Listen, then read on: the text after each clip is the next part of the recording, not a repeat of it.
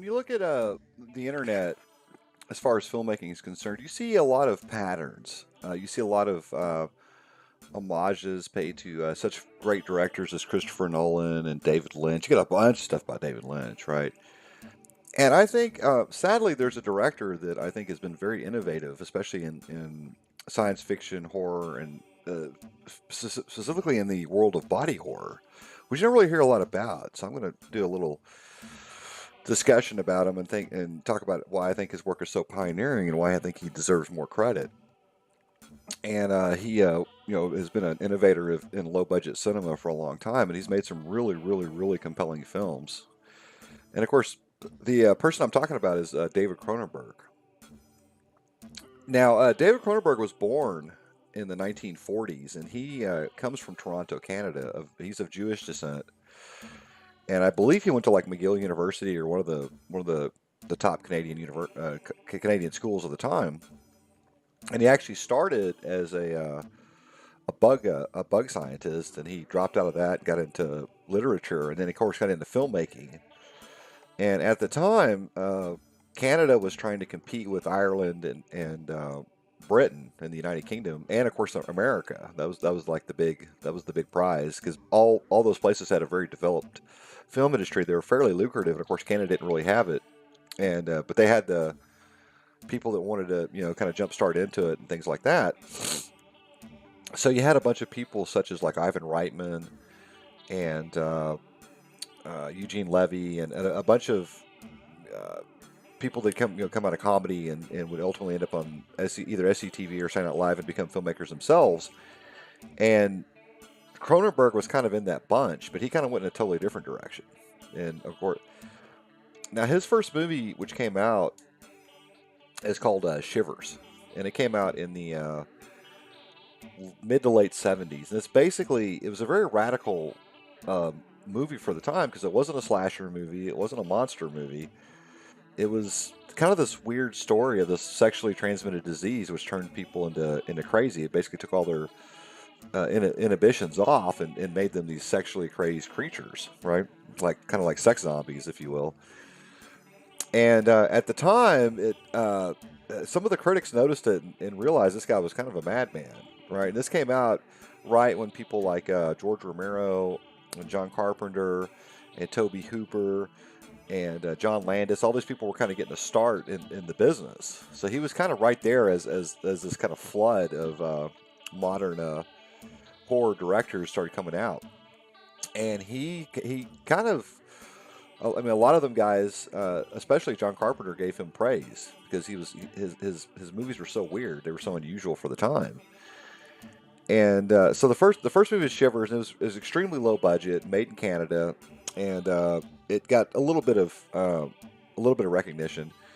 Now his second movie had Marilyn Chambers, and if you're into like pornography, she was the lady behind the green door, and she was kind of a famous porn actor of the time. And he was the kind of person that he didn't really care about working with people from outside sources or even amateurs. I mean, he was kind of the forerunner like Steven Soderbergh. That's kind of a common habit that Steven Soderbergh has.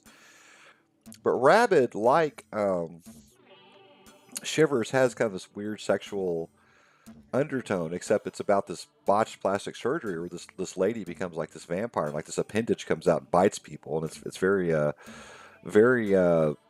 sexually. If you see it, you'll know what I'm talking about. It's very sexually explicit, right? And that was the first time that I can recall, maybe that and maybe The Crazies, which I saw that when I was a little kid too. But that's the first time I saw a movie that really portrayed like a plague and like a very realistic, where like people are running around with biohazard suits on, and they're dumping people into dumpsters, and they're trying to get a grip on it. As this vampire like plague spreads through the world. And the visually, the movie was very compelling, and even though it was a low budget movie, it had a lot of high value to it. And now his next movie was kind of hard to kind of explain. It also dwells very deeply into body horror, And I think that David Cronenberg is kind of known for that's kind of what he's known for. Him and Clive Barker, and I'm going to definitely do a video on Clive too. But David is known for body horror. He's known for people like their physical makeup gets all screwed up and they become really strange. But his third movie, which actually had Oliver Reed and had a slightly bigger budget, was called The Brood. And The Brood was about these like midgets that are running around, or I'm sorry, dwarves. I want to be politically correct here, but these. I mean, I don't mean any offense to people that. Uh, I don't want to take anybody take offense to that, but basically they were little people. They were running around killing people. They're like these crazed animals, right? And it it has a Nicole Eggert in it, and she plays this lady that's like pushed herself psychologically, and it begins to physically manifest itself. And of course, Oliver Reed's in it. And he's all freaked out about it and all that. And it's a really weird, unsettling movie called The Brood. And then of course he did Scanners, which was he kind of left body horror behind, although there's some body horror elements in the movie. And it basically focuses on psychics. And there's these people that took these drugs when their moms were pregnant, and it was kind of a very subtle little knock on thalidomide, which was a common drug they used to give. And of course, a lot of babies came out deformed, and they pretty much abandoned that. They kind of tried to sweep that under the carpet and forgot about it. I mean, Britain was the place that really suffered from that problem. I mean, it kind of happened in America, but mainly it was Britain and the United Kingdom. That's where it really. Anyway, these people are psychics, and there's some really interesting. It's got a very young John Saxon. There's this very interesting like psychic duels where like people are like heads are exploding and people are catching on fire. I mean, just the special effects, even though they're very practical and kind of low budget, they're kind of cool. I mean, I believe Rick Baker did it. This is before he did American Werewolf in London. But yeah, it's some pretty interesting stuff. And last, he did Videodrome. Now, Videodrome kind of gets away from it. Has a lot of body horror in it, but also has a lot of blending of reality. And this is why I think that when you see like somebody like David Lynch, you should also talk about David Cronenberg, because he kind of did the same thing. The Videodrome is basically about this guy who's a cable news, or not cable news, but cable executive, and he begins to look for the next big thing, and he starts like going to like the darkest corners of satellite TV, and he finds this pirate station, which are showing like these weird snuff films. And as he's watching this, he begins to see like this weird stuff go on, and this conspiracy starts to unfold. And of course, it's got Debbie Harry in it, and you begin to kind of question the reality of the situation. And that theme would be brought on again in some of his later movies, especially in Naked Lunch, where the idea of the physical and the psychological get blended together into this weird soup of you don't know what the hell it is. And that's a common theme in also David Lynch's movies, right? And but yeah, it's a definitely a Videodrome's definitely, it's got a James Woods and Deborah Harry, and it's definitely a kind of a comment on technology, which is another theme in David Cronenberg's work. He loves to talk about the idea of technology getting out of control, right? But he looks at it more from kind of like a physical manifestation as opposed to a physical and psychological manifestation, as opposed to like somebody turning into a robot or something like that, right? Now, the other movie in this, of course, he did a couple of movies in between there. He did a movie about a race car crew, and he did the Dead Zone, which is actually one of my favorite Stephen King adaptations. But his crowning achievement, and this is the one I think I have to emphasize to people, is the remake of the remake of The Fly. The Fly remake is arguably, next to the remake of Invasion of the Body Snatchers, is arguably one of the best remakes ever. And it has a very young Jeff Goldblum, where he plays this eccentric scientist, and of course one of his experiments goes horribly wrong, and as kind of the last half of the movie, you begin to see him slowly transform, and it just gets weird. I mean, it just gets, but that's how that's how insects are. They're very strange creatures to humans who are used to looking at mammals, and it's a very unsettling movie, and it has a lot of body horror elements where he starts out as a normal person, and then of course he gradually turns into this beast or this creature that's got these weird powers and stuff like that. And it's a very sad movie, but it also is a very interesting movie. And of course the effects for the time, this is in the mid 80s, for a low budget movie, the effects were really good. Now I'm going to skip around. He did a couple of other movies, but there's a movie that I think came out in the 90s, which I think he But there's a movie in the '90s he did, which sadly kind of got swept under the rug or swept under the carpet. But I thought it was extremely innovative, and it kind of dealt with a theme that would kind of become very apparent in the '90s. And of course, it has James Spader and Holly Hunter and Elias Koteas, and the movie's called Crash. And don't mistaken it for the Oscar-winning movie with Matt Dillon. Don't it's a totally different. It came out in '96, not in the early 2000s. But the movie deals with it's based on a J.G. Ballard novel, and which to me is kind of one of David Cronenberg's literary equivalents. But the movie deals with the people recreating car crashes and literally getting sexual satisfaction from it. And I remember sitting in the sitting in the movie theater watching this, thinking, "My God, this movie is crazy."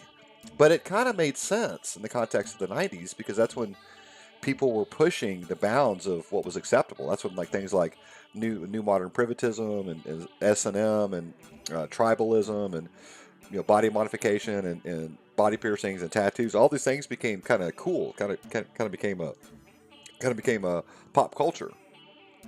And he kind of took that idea from the J.G. Ballard novel and did a movie, and I thought it was really interesting, really compelling. But it really didn't get a lot of fanfare, And but like I said, if you're into like really strange psychological concepts put on the celluloid, then definitely watch that movie. It's good. I mean, it's very James Spader. I mean, he kind of outdoes himself in that one.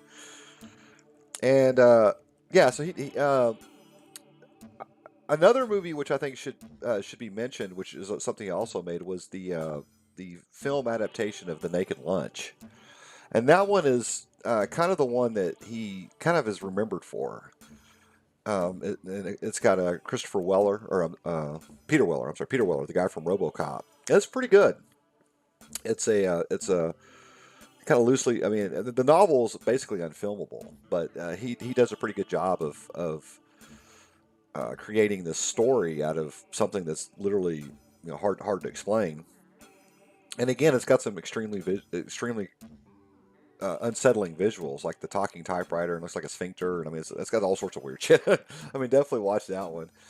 But anyway, so now he's done several other movies, and Existence is another good one, and he's had several Dead Ringers. I mean, he's done several noteworthy movies, and he still makes movies. I mean, he did a whole string of them. He's gotten away from science fiction and body horror and gotten more into like psychological dramas and things of that nature.